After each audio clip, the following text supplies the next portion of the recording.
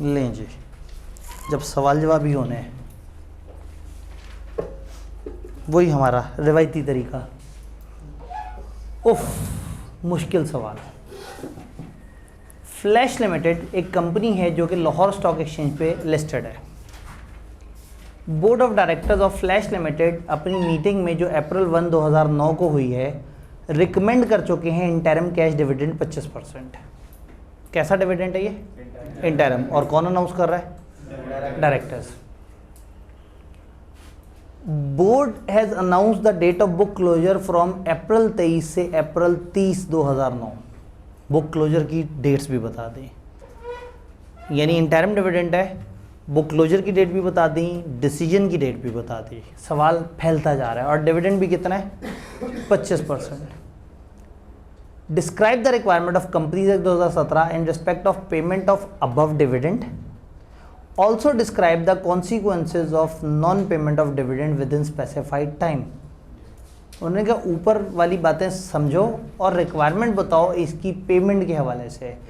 ये dividend interim dividend है, इसकी पेमेंट कब होनी चाहिए?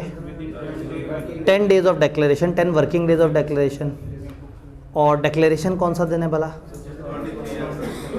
बुक क्लोजर का फर्स्ट डे। अब हमने सिर्फ ज़बानी बात नहीं करनी, जब उन्होंने इतने ध्यान से डाटा दिया है तो इस डाटा में से उठाएं। बताएं what is date of declaration? 23 April, first day of book closure. तो आप कहेंगे 23 अप्रैल वो है बुक क्लोजर का फर्स्ट डे है, यहाँ से 10 वर्किंग डेज के अंदर अंदर पेमेंट हो जानी चाहिए।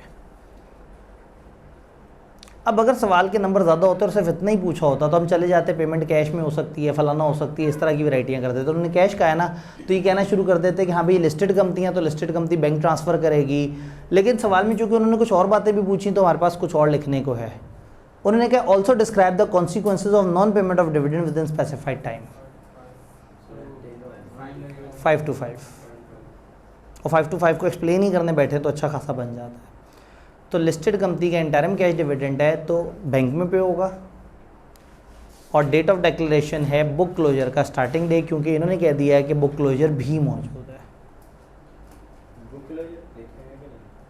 जी, अब अगर चूंकि बुक क्लोजर भी मौजूद है तो बुक क्लोजर का जो स्टार्टिंग डे है वो आपका रेफरेंस डे बन जाएगा। इंटरेस्टिंग बात है कि जिस वक्त ये सवाल आया था उस वक्त रूल डिफरेंट हुआ करते थे, तो सोल्यूशन के साथ हल्की फुल्की सी चेंजेस हुई हैं, लेकिन हो सकता है आपको कुछ रेफरेंस पुराने मिलें। और उस ज़माने में ये रूल भी नहीं था कि लिस्टेड कंपनी सिर्फ बैंक से ट्रांसफ़र करे। तो आज के हिसाब से हम इसके जवाब को देखेंगे कि लिस्टेड कंपनी बैंक से ट्रांसफ़र होगा और 10 वर्किंग डेज फ्रॉम 23 अप्रैल आपकी गिनती शुरू हो जाएगी। जी, अब 23 जो है वो फर्स्ट डे है, यहाँ से 10 वर्किंग डेज स्टार्ट हो जाएंगे। ठीक है, अब 10 वर्किंग डेज गिनते कैसे हैं? जिस दिन से शुरू करना है ना उससे अगले दिन पे आके एक दिन पूरा होता है। आप 23 पे खड़े हैं और 23 से गिनती शुरू होनी है, तो 23 से 24 पे पहुँचे एक दिन पूरा हुआ, यानी 24 पहला दिन कंप्लीट हुआ है। तो डे 1 24 है बेसिकली, यानी आपने हमेशा आगे की तरफ गिनती गिननी शुरू करनी है। उस दिन से 10 वर्किंग डेज के अंदर पेमेंट होनी चाहिए। उस दिन से आगे 10 वर्किंग डेज, तो उस दिन समेत 11वां दिन बनेगा। उससे आगे जाएंगे, मैं 23 पे खड़ा हूँ और मैंने कहा नेक्स्ट 10 वर्किंग डेज, तो 24, 25, 26 ऐसे करके बीच में जो सैटरडे संडे वगैरह हैं वो माइनस हो जाएगा। सेकेंड पार्ट क्या कहता है? State the situation in non payment of dividend would not be treated as an offence under companies act. बता देंगे कितने नंबर का सवाल है? ऊपर का 6 और 5, टेक्निकल एलिमेंट 3 से 4 नंबर का और 7 से 8 नंबर का रट्टा। बट सवाल को देख के इतना खौफ हो जाना है कि बंदा यही कंफ्यूज हो जाएगा कि पता नहीं मेरे से क्या कैलकुलेशन मांग लेंगे, पता नहीं क्या होगा। उन्होंने पास होने का ये देख रहे हैं, 5 तो सीधे सीधे नंबर दे दिए और कॉन्सिक्वेंसेज में। तो सम टाइम सवाल को देख के डरना नहीं है, अक्सर सवाल के बीच में आपको रट्टा भी मिल जाता है। थोड़ा ऊपर चल के देखते हैं। Explain whether or not following statement are in accordance with provision of companies act. बताएं जो जुमला दिया हुआ है कंपनीज एक्ट के मुताबिक सही है या नहीं। Support your answer with reason, अपने आंसर को रीजन से सपोर्ट करें। There is no restriction on declaration of dividend and chief executive may declare dividend in the general meeting of company out of any kind of profit. अस्तगफिरुल्लाह, जुमले में कचरा ही कचरा है। पता नहीं आपको उतने कचरे नजर आए या नहीं। पहली बात उन्होंने कहा देयर इज नो रिस्ट्रिक्शन, कहीं गलत बात, ऐसे नहीं है, रिस्ट्रिक्शन है, हर प्रॉफिट से नहीं दे सकते, कुछ प्रॉफिट से दे सकते हैं, कुछ प्रॉफिट से नहीं दे सकते। अगली बात उन्होंने क्या की, उन्होंने कहा chief executive may declare. Chief executive तो नहीं डिक्लेयर करता, या डायरेक्टर्स करते हैं या मेंबर्स मीटिंग में करते हैं, out of any kind of profit. ठीक है, तो इसका मतलब है कि आप बताएंगे कि कंपनी लॉ ने बताया है कि डिविडेंड इस प्रॉफिट से दे सकते हैं, इस प्रॉफिट से नहीं दे सकते, और डिविडेंड या डायरेक्टर्स या मेंबर्स वो करते हैं। तो इस जुमले में जो मिस्टेक्स हैं वो चीफ एग्जीक्यूटिव है, उसमें एनी प्रॉफिट है और कोई रिस्ट्रिक्शन नहीं है, ये मिस्टेक्स है। Clear? Explain the exception to following provision. नीचे प्रोविजंस दी होंगी, एक सवाल है जिसके कई पार्ट्स होंगे, उनमें से एक पार्ट ये वाला है। Where a dividend is declared by company but is not paid within the period specified in companies act, the chief executive of company shall be punishable with imprisonment for a term which may extend to 2 years and with fine which may extend to 5 million rupees। क्या इसकी कोई exception है? क्या है exception?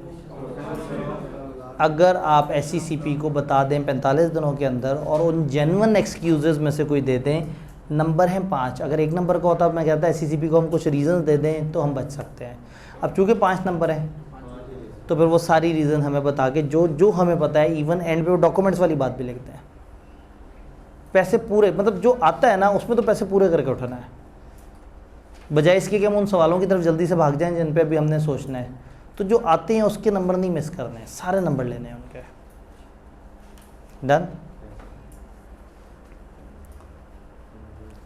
20 फरवरी को FDA limited के directors ने डिक्लेयर किया इंटरिम डिविडेंड 30 जून 2013 के लिए। Subsequently company has been awarded a major business contract for which company needs fund immediately. 20 फरवरी को आपने अनाउंस कर दिया, डिक्लेयर कर दिया भाई इंटरिम डिविडेंड, और सब्सिक्वेंटली कंपनी को एक मेजर बिजनेस मिल गया जिसके लिए पैसे चाहिए। इधर आपने डिविडेंड अनाउंस किया, उधर से आपको पैसों की ज़रूरत पड़ गई। Consequently management wishes to defer payment of interim dividend, वो सोच रहे हैं कि डिविडेंड को ज़रा थोड़ा सा टाल मटोल कर लें। In provision of contract companies act you are required to explain whether FDA can defer the payment of interim dividend. क्या वो उसे डेफर कर सकते हैं? अगर कोई कानूनी रीज़न हो, अगर उन जेन्युइन सर्कमस्टांसेस में कुछ हो तो डेफर कर सकते हैं, अदरवाइज डिविडेंड 1 डिक्लेयर्ड ये क्या हो जाता है, जिम्मेदारी बन जाता है। कितने अरसे में देना पड़ता है? तो आप कहें भाई 10 वर्किंग डे में अब देना पड़ेगा, सिवाय इसके कि कुछ एक्सेप्शंस हों। क्या कॉन्सिक्वेंस है अगर आप डिविडेंड टाइम पे नहीं देंगे? 5 to 5, 5 नंबर के लिए। वो क्या सिचुएशन है जिसमें डिले अनलॉफुल नहीं समझा जाएगा? जब उन्होंने खुद ही पूछ लिया तो इसका मतलब ऊपर वो रीज़न देने की ज़रूरत ही नहीं है। सर ये भी पढ़ा था कि अगर मेंबर्स भी चाहे तो डिविडेंड ना ले, तो ये भी जी। अब अगेन ये इंटरिम डिविडेंड है, इंटरिम डिविडेंड में फाइनल अथॉरिटी किसके पास है? डायरेक्टर के पास। अगर वो कह देते कि डायरेक्टर ने रिकमेंड किया एक फाइनल डिविडेंड और भी मेंबर्स की मीटिंग होनी है, तो हम फ़ौरन से कह देते कि मेंबर्स को चाहिए रोक दें डिविडेंड, चूँकि इंटरिम डिविडेंड और इंटरिम डिविडेंड 5 नंबर अट्टा, 5 नंबर अट्टा, 2 नंबर के लिए थोड़ी सी लॉजिक, तकरीबन 11 नंबर अट्टे में। कितना दिल कर रहा है कि पेपर में सवाल ये वाला है? इस 12-10 नंबर तो 100% यकीनी है। पेपर पास होने के लिए जितने नंबर चाहिए उसके 20% इसी सवाल में मिल जाने हैं।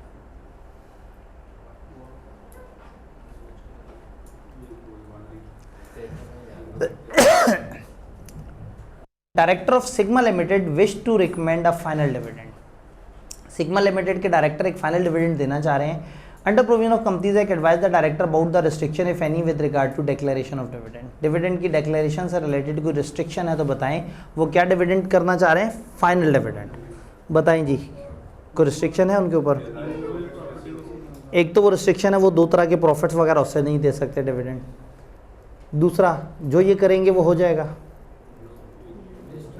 हम कहेंगे आप रिकमेंड कर सकते हैं फाइनल अप्रूवल, और मेंबर अप्रूव देते हुए कम कर दें, रोक दें या एक्सेप्ट कर लें, मेंबर्स की मर्जी।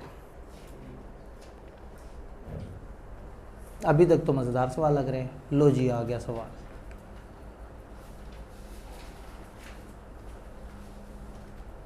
नहीं, 1 मिनट, ये फिर तो नहीं कॉपी पेस्ट हुआ होगा? ठीक है, ये ऊपर है और इसका पीछे यहाँ से शुरू हो रहा होगा। हमने 9th पढ़ा था ना अभी। 31 जुलाई 2015 को डायरेक्टर CEL के एक लिस्टेड कंपनी ने इंटरिम डिविडेंड दिया 5 रुपये पर शेयर। पेमेंट करने से पहले कंपनी को ह्यूज लॉसेज हो गए हैं, मैसिव फायर हो गई है फैक्ट्री में, इंटरिम डिविडेंड अनाउंस कर चुके हुए हैं। CFO has inform the board of directors about CEL inability to pay the dividend. CFO ने कहा भाईजान पैसा कोई नहीं, फारे का काम, हम नहीं दे सकते डिविडेंड, हम जज्बाती हो गए थे, अनाउंस कर बैठे हैं। सवाल की रिक्वायरमेंट क्या है? When an interim dividend is deemed to have been declared by CEL, किस दिन माना जाएगा कि इंटरिम डिविडेंड डिक्लेयर हो गया? बुक क्लोजर का जिक्र कोई नहीं किया उन्होंने, तो हम कहेंगे जिस दिन उन्होंने अनाउंस किया था उस दिन समझें हो गया, अनलेस बुक क्लोजर बता दिया होता। अब बुक क्लोजर तो उन्होंने नहीं बताया। Consequence of non-payment of dividend within stipulated time 5 to 5। अपनी मर्जी है, कभी 3 नंबर के लिए पूछते हैं, कभी 5 नंबर के लिए। Circumstances under which DEL may not be responsible to pay dividend to certain shareholders। एक चीज़ हमें समझ आ गई है कि उनको पसंद एक ही टॉपिक है, ज़्यादा से ज़्यादा वो पूछ लेते हैं कौन कौन से प्रॉफिट से दे सकते हैं, कौन से नहीं दे सकते। तो तकरीबन ये पीछे वाले सवाल जैसी ही चीज़ है। क्लियर? 7, लो जी, अब एक सवाल है। डायरेक्टर जनरस लिमिटेड के लिस्टेड कंपनी, उन्होंने डिविडेंड रिकमेंड कर दिया है 40% ऑफ अनडिस्ट्रीब्यूटेड प्रॉफिट। कंपनी के प्रॉफिट्स का 40% उन्होंने डिफाइन कर दिया है कि हम डिविडेंड देंगे। However in annual general meeting, remote है, however in an annual general meeting the shareholders demanded that 60% of undistributed profit should be distributed as dividend। Directors ने 40% रिकमेंड किया, मेंबर्स ने कहा जी वो जो बाकी 60% है, नहीं रिमेनिंग नहीं, मतलब उन्होंने कहा अनडिस्ट्रीब्यूटेड प्रॉफिट का 60% डिविडेंड होना चाहिए। उन्होंने क्या कहा था? 40%। Under provision of contract companies act explain the following. Whether share holders are justified in their demand. Share holder justified नहीं है, रीज़न दें। डिक्रीज कर सकते हैं, रिजेक्ट कर सकते हैं, अप्रूव कर सकते हैं, इंक्रीज नहीं कर सकते। Whether the directors recommendation is appropriate if 70% of undistributed profit comprise of unrealized gain on investment property। क्या नहीं जी, अगर 70% ऑफ प्रॉफिट इसमें से है तो फिर आप ज़्यादा से ज़्यादा 30% ऑफ द प्रॉफिट दे सकते हैं, उससे ज़्यादा नहीं दे। Consequence of director fail to pay dividend within stipulated time. इस दफ़ा 2 नंबर के लिए वही सारा पूछ लिया, 5 to 5। क्या बात समझ आ रही है? Question 6, under provision of company act 2017 briefly describe the following. Restriction if any with regard to declaration of final dividend by company listed on stock exchange. एक लिस्टेड कंपनी फाइनल डिविडेंड के हवाले से क्या रिस्ट्रिक्शंस है? अब ये एक open सा सवाल होता है, इसमें आप रिस्ट्रिक्शन में चले जाएं तो प्रॉफिट्स की रिस्ट्रिक्शन का जिक्र कर दें, चाहें तो 10 दिन की रिस्ट्रिक्शन का जिक्र कर दें, और अगर यहाँ रहते हुए डिस्कस करना चाहें तो कहें डायरेक्टर रिकमेंड कर सकते हैं लेकिन फाइनल तो काम डायरेक्टर नहीं कर सकते। मेंबर्स आर द पर्सन जो बताएंगे कि यही डिविडेंड या इससे कम या इसको रिजेक्ट करना, वो मेंबर्स का इख्तियार है। तो जब वो कहते हैं ना रिस्ट्रिक्शन बताएं, तो यहाँ दोनों तरफ रिस्ट्रिक्शन बताई जा सकती है। अगर डर लग रहा है कि वो पूछिए ये पूछिए, बता दें। अगर आपको 5 नंबर लेने की ख्वाहिश है और 5 नंबर के लिए आपको 8-9 मिनट भी लग जाते हैं तो भी कोई बुरा थोड़ी है, और जब आता होता है ना तो 3 मिनट में बंदा लिख देता है, जिसको नहीं आता होता उसे टाइम लगता है। लें जी, 5वां सवाल। 8 सितंबर 2018 को अशंति लिमिटेड के डायरेक्टर्स ने डिक्लेयर कर दिया इंटरिम डिविडेंड 5 पर शेयर और बुक क्लोजर अनाउंस कर दिया 28 सितंबर से 3 अक्टूबर, बोथ डेज इंक्लूसिव। एमी वैरायटी करा दी उन्होंने। तो 28 सितंबर से बुक क्लोजर स्टार्ट हो गया और 8 सितंबर को वो डिक्लेयर कर चुके हैं। Under provision of companies act 2017 briefly describe when AL should pay the above dividend. कब ये अबव डिविडेंड दे देना चाहिए? 10 वर्किंग डेज फ्रॉम। तो आप कहेंगे कि बुक क्लोजर का स्टार्टिंग डेट ये है, यहाँ से 10 वर्किंग डेज में पे हो जाना चाहिए।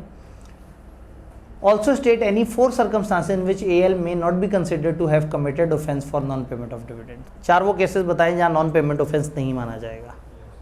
इन्होंने कहा अच्छा भला एक सवाल बिला वजह उस पॉइंट के जा रहा है तो धक्के से फिट कर दिया। हालांकि इस सवाल में काफ़ी कुछ पूछ सकते थे, तो वो सर्कमस्टांसेस तो उनको बहुत ही पसंद है। तो सर्कमस्टांसेस तो डेली दोहराने चाहिए। 9 और 11 इन दोनों चैप्टर्स का एक अलग यूनिट है। अलग यूनिट की वेटेज है 15 से 20। तो आई कैन रीजनेबली एज्यूम कि 8 से 12 नंबर का 9 और 8 से 12 नंबर का 11 आ सकता है। तो 9 से अगर सवाल आना है और ये उन्हें बहुत ही पसंद है, तो अगर majority of the time we are confident कि 9 से सवाल आ सकता है और ये भी हमें पता है कि कौन सा टॉपिक बहुत ही उन्हें पसंद है, तो उस टॉपिक को तो बॉल घोल के भी लेना चाहिए। वैसे तो हैं ही 2 सफ़े और उसमें से भी एक ख़ास एरिया पे उनकी तवज्जो ज़रूरत से ज़्यादा है। तो वो ख़ास एरिया में पेपर में कितना दुख हो कि वो सर्कमस्टांसेस पूछें और हमें 3 आते हों, तो फिर तो हमने अकादानी ना किया। जब तक इस क्लास में बच्चे आ रहे थे और आहिस्ता आहिस्ता ठंडे नहीं हुए थे, तो मैं बड़ा एक्साइटेड था कि पोस्ट रिजल्ट में तो 100% रिजल्ट आना चाहिए। मैं बड़े अरसे बाद पोस्ट रिजल्ट की क्लास पढ़ा रहा हूँ और पोस्ट रिजल्ट का अल्लाह का शुक्र है कम दिनों में एम 100% रिजल्ट होता था, क्योंकि पोस्ट रिजल्ट में बच्चे सीरियस होते हैं, टीचर तो बचपन से सीरियस है। अगर बच्चे भी उसे सीरियस मिल जाए तो वैसे ही आग लग जानी है। तो अगर एक पोस्ट रिजल्ट बह जाए तो उसकी तो 100% रिजल्ट आना चाहिए। मैं जज्बाती होकर क्या बैठा, क्योंकि पुराने ज़माने में बच्चे ज़रा सीरियस होते थे। तो अब इस वक्त जो तादाद है और लोग अपने हिसाब से कभी ऑफ़ करते हैं कभी ऑन करते हैं, तो शायद मेरा 100% वाला क्लेम ज़रा ज़्यादा हो गया, लेकिन 80% फिर भी होना चाहिए इंशाल्लाह। मतलब वही बात है कि अगर इतना सारा कुछ आपको गेम समझ आ रही है, मैं एक एक चीज़ आपको बता रहा हूँ कि ये एरिया है, दिस इज़ द गेम, अगर उसके बाद भी आपने उसको स्किप कर दिया ना, तो फिर इससे ज़्यादा और कुछ नहीं हो सकता। और आपको वीकली टेस्ट में प्रैक्टिस भी कराई जा रही है, और वो भी बड़े पुट्ठे पुट्ठे सवाल भी हैं, सीधे सवाल भी हैं। चलें, इमोशनल होना बंद करते हैं। Board of director of giant industries limited listed company in their meeting held on 25 February 2020 has approved 30% interim cash dividend for share holder. सवाल ऐसे शुरू करते हैं जैसे पता नहीं कितना को लॉजिकल सवाल पूछने वाले हैं। While approving the dividend payment, board has authorized to adjust dividend payable to one of the shareholder Kamran Ahmed against the amount due from him। उसने कंपनी के पैसे दे देते थे, कंपनी ने इजाज़त दी है बोर्ड ने कि हाँ भाई उसको हम एडजस्ट कर सकते हैं। सवाल क्या है? State when an interim dividend is deemed to have been declared and responsibilities of GIL regarding its payment. कब समझा जाएगा कि इंटरिम डिविडेंड डिक्लेयर हो गया है?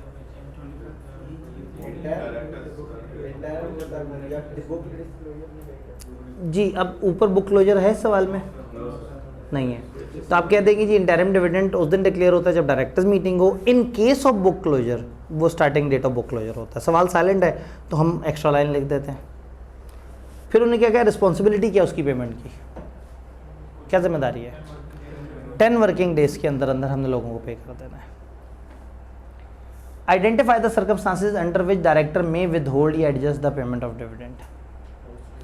वो सर्कमस्टांसेस बताएं जहां डायरेक्टर विदहोल्ड या एडजस्ट कर सकते हैं पेमेंट ऑफ डिविडेंड, अगर किसी के पैसे रहते हो। अब अगेन उन्होंने क्या किया, सिर्फ एक ख़ास एरिया पूछा कि कहाँ आप विदहोल्ड या एडजस्ट कर सकते हैं, तो उन पॉइंट्स में से सिलेक्टेड पॉइंट बताए जा सकते हैं। असूलन जितने नंबर हैं उसमें हम उतने ज़्यादा पॉइंट्स तो समझ नहीं आ रहा कहीं से भी कि हम 5-6 बातें लिख दें। तो गालबन ये पूछना चाह रहे हैं कि अगर किसी के पैसे विदहोल्ड करने हैं तो उसका क्या तरीका है, तो हम कहेंगे SECP से अप्रूवल लेके, याद है SECP से अप्रूवल लेके हम उन सर्कमस्टांसेस में जहाँ SECP इजाज़त दे दे हम विदहोल्ड कर सकते हैं। तीसरा, list the step which GIL would be required to take for adjustment of dividend payable to Kamran Ahmed against the amount due from him. क्या स्टेप्स लेंगे, उसकी तरफ से अमाउंट जो ड्यू है उसको विदहोल्ड करने के लिए क्या स्टेप्स हैं? SCCP की इजाज़त, और फिर देखेंगे कि उसने पैसे कितने देने हैं, हमने उसके कितने पैसे देने हैं, एडजस्टमेंट के बाद क्या हमारे ज़िम्मे कुछ बचते हैं तो उसे दे देना। अब ये एक जेनेरिक अंडरस्टैंडिंग का सवाल पूछ लिया, किताब ने हमें ये नहीं बताया था कि आप ये पेमेंट करते किस तरह से, तो फिर हमने अपनी कॉमन सेंस से इसको आंसर कर देना है। अगला सवाल, under provision of companies act state the restriction imposed on company with regard to declaration of dividend. तो दो सवाल रिपीटेडली नज़र आ रहे हैं, डिविडेंड की पेमेंट और उसमें कौन कौन से वो क्या जुर्माना है और कब बचत हो जाएगी, और दूसरा डिविडेंड की डिक्लेरेशन पे रिस्ट्रिक्शन। सॉल्यूशन में से कोई एक आध में इसका सॉल्यूशन देख लें और उस पर पक्के हो जाएं कि अगर वो उस तरह का जवाब सोचते हैं तो आप हर दफ़ा उस तरह का जवाब दे सकते हैं। In light of companies act 2017 briefly explain the purpose of closure of register of member of company, और बताएं कि अगर आपने मेंबर्स को बताना है इस क्लोजर का तो उसमें क्या जहन में रखना होगा। बुक क्लोजर के बारे में पूछा, बता देंगे। नोटिस वाली बात क्या बताएंगे? 7 डेज़, कम से कम 7 डेज़ पहले जो है वो आप उन्हें नोटिस दे देंगे ताकि आप बुक्स बंद कर दें। पेइंग एजेंट, वर्किंग डे और manner of payment of cash dividend, in concepts को एक्सप्लेन कराएं। पेइंग एजेंट किसे कहते हैं? जो हमारे ब्याह पे कर दे। वर्किंग डेज किसे कहते हैं? जिन दोनों बैंक ओपन होता है। और manner of payment of cash dividend, cash dividend देने के तरीके, कैश वो direct bank transfer, dividend warrant, cheque. तो ये थे हमारे, किताब के एंड पे वो दिया हुआ है मॉक, देखा है।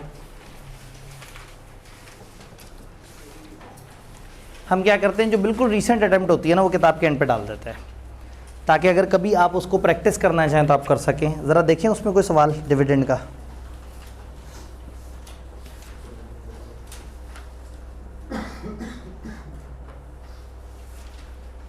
Under provision of companies act 2017, इससे पहले कि मैं सवाल पढ़ूं जी, इससे पहले कि मैं सवाल पढ़ूं, एक कॉमन मिसअंडरस्टैंडिंग ये पाई जाती है कि कंपनी लॉ में ना पहले आसान सवाल आते थे, अब बड़े मुश्किल सवाल आ गए हैं, पहले आसान आया करते थे। तो इंतहाई रिसेंट पेपर का सवाल पढ़ने जा रहा हूँ।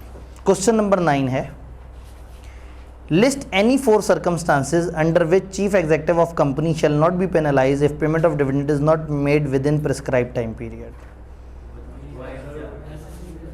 इतना आसान कभी नहीं पूछा था, आपको चॉइस दे दी,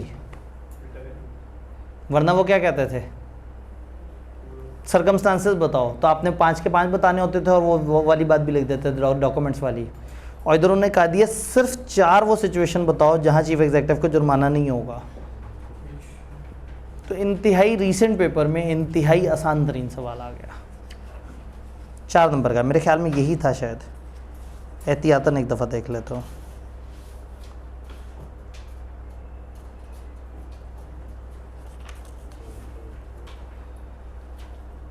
हाँ, मोटा मोटा यही सवाल था। तो हमने सारे पास पेपर बशमूल लेटेस्ट पेपर भी देख ही डाला। तो फिर सबके चेहरे पे साफ लिखा नजर आ रहा है।